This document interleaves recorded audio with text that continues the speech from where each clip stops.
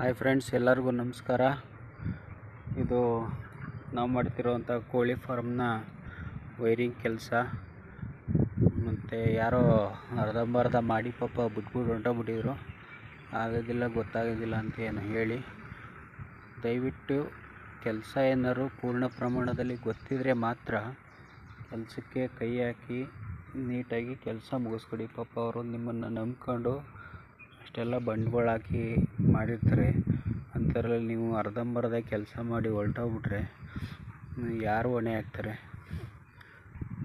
So party owner ಬಂದು ಈ ಥರ ಮಾಡ್ಬಿಟ್ಟವ್ರಣ, ಅರ್ಧಂಬರ್ಧ ಆಗಿದೆ ಅಂತ ಹೇಳಿದ್ಮೇಲೆ ನಾವು ಬಂದು ಇದನ್ನ ಕಂಪ್ಲೀಟ್ ಮಾಡ್ತಾಯಿದ್ದೀವಿ.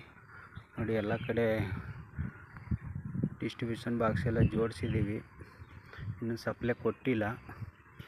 ಸೊ ಇವಾಗ ರೆಡಿ ಮಾಡ್ತಾಯಿದ್ದೀವಿ.